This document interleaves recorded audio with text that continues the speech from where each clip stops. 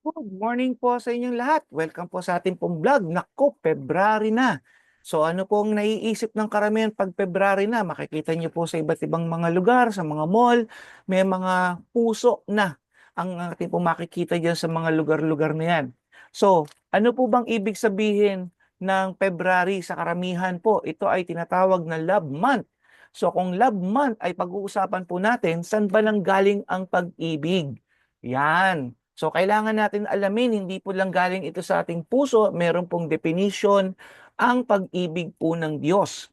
Hallelujah. Kaya ito po ay galing sa Panginoon. Basahin po muna natin ang salita ng Diyos dito po sa Ephesians 3:17 to 18. Ang sabi dito, nawa manatili si Kristo sa inyong mga puso sa pamamagitan ng inyong pananalig. So, ang sabi po ng writer natin, manatili si Kristo sa ating mga puso sa pamamagitan ng ating faith natin kay Lord.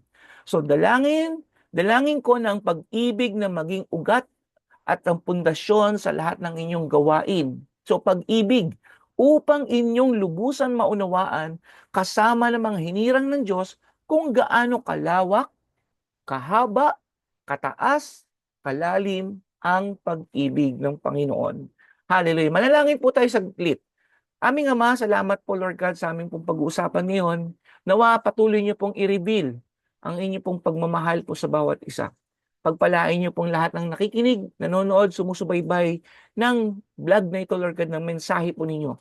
Pagpalain niyo pong bawat isa sa pangalan ng Panginoong Hesus. Amen. So, saan ba nanggaling ang pag-ibig? Di niyo ba naisip kung ito po ba ay galing lamang sa puso o sa isip o ito ay normal na bagay na nangyayari po sa isang tao?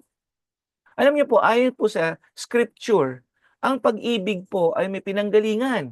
Tignan po natin ang 1 John 4, verse 8 and 16.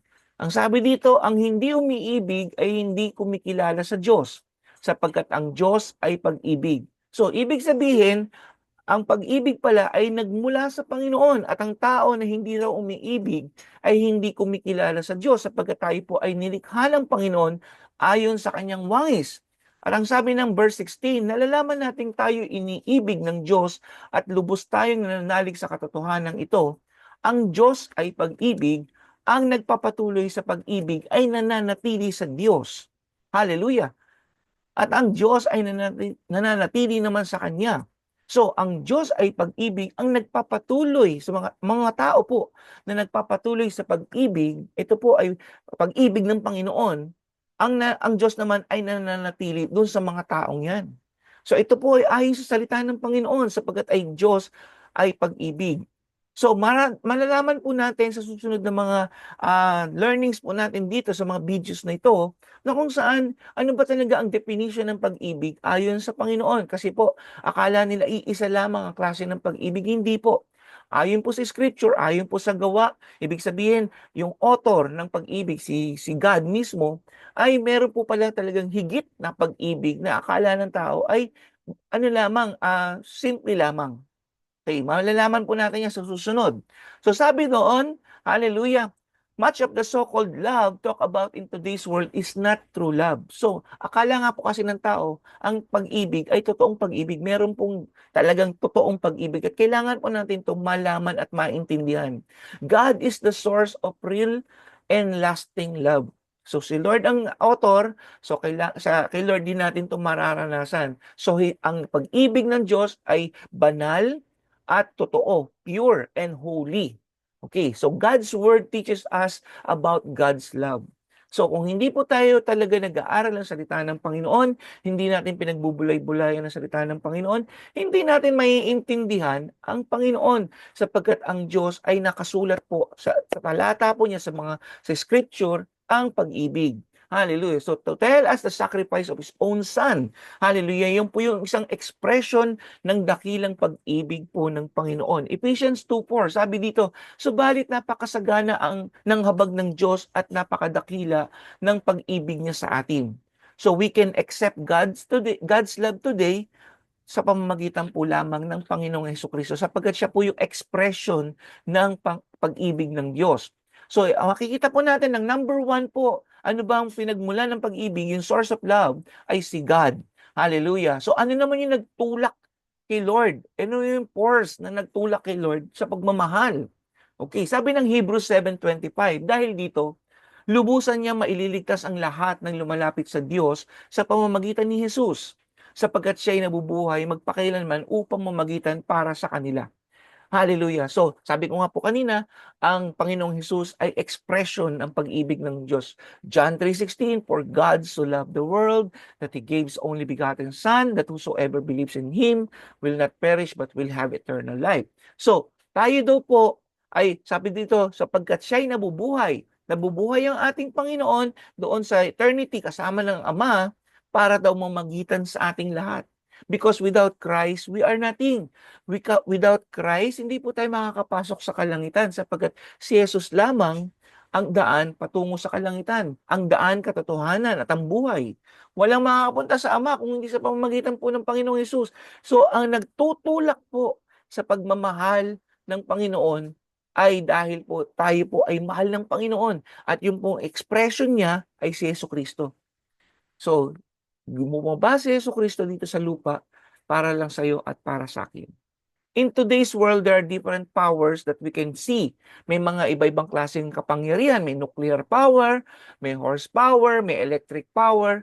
But this power can make our lives much better before, but it can also destroy our lives and bring devastation. So lahat ng mga innovation, technology ngayon, may magandang idinudulot. Meron din pong hindi magandang idinudulot. Isang halimbawa po, napakasimpleng halimbawa ng isang kapangyarihan o technology na maganda naman ang purpose. Kagaya po ng gadgets po natin, ng cellphones po natin. Di ba po, napakaganda naman ng purpose ng cellphones, no, ng mga gadgets, di ba? Yung pagkaka-invento. Just like yung nuclear power, yung mga horsepower, electric power, etc. Pero mapapansin po ninyo, yung ganda ng technology na yan sa gadgets po, ngayon po ay nagkakaroon po ng hindi magandang resulta sa mga kabataan. At even hindi lang sa kabataan, even sa family. Mapapansin po ninyo pag pumunta kayo sa isang restaurant, mapapansin niyo lahat nakatungo at hawak ang kanilang mga cellphone. Hindi po sila nag-uusap. Anong klaseng kainan yon, anong klaseng fellowship yon kung ang hawak lang naman po natin ay cellphone at hindi tayo nakikipag-usap sa ating pong kapwa o sa kapamilya po natin.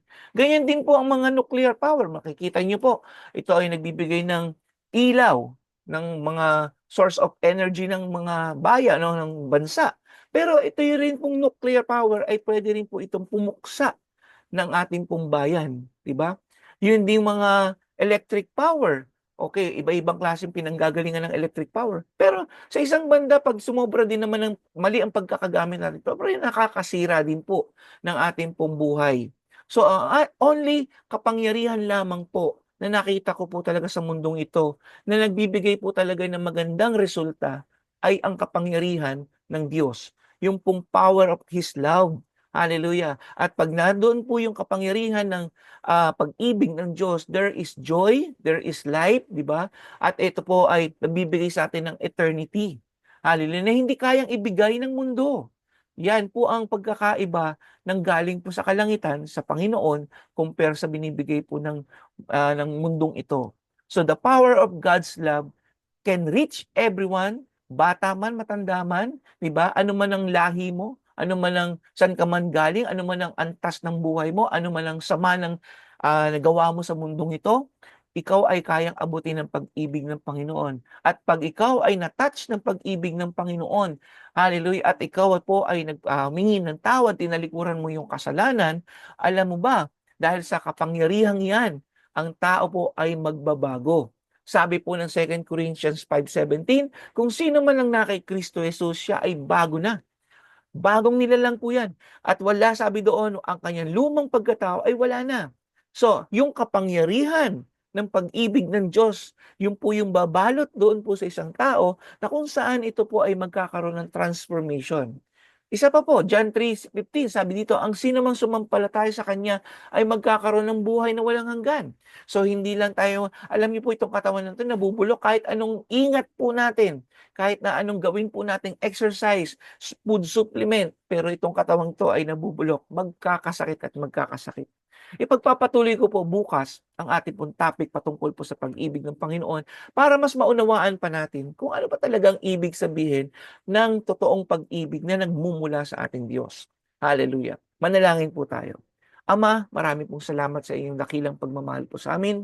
Pagpalain po ninyo ang lahat ng nakakarinig at nanonood po ng video na ito, Panginoon. I just pray, O God, that you will reveal your real love to them, O God. At maranasan po nila ito, hindi lang maging head knowledge to Lord, bagkos maging ito po ay karanasan nila sa kanilang buhay, ang dakilang pagmamahal mo, Panginoon. At makita po namin bakit po na talagang nandoon yung kapangyarihan ng pag-ibig mo to transform every lives on this planet, Lord God. Thank you once again. Bless everyone in Jesus' name. Amen and amen. So kita-kita po tayo bukas. Hallelujah. God bless you all.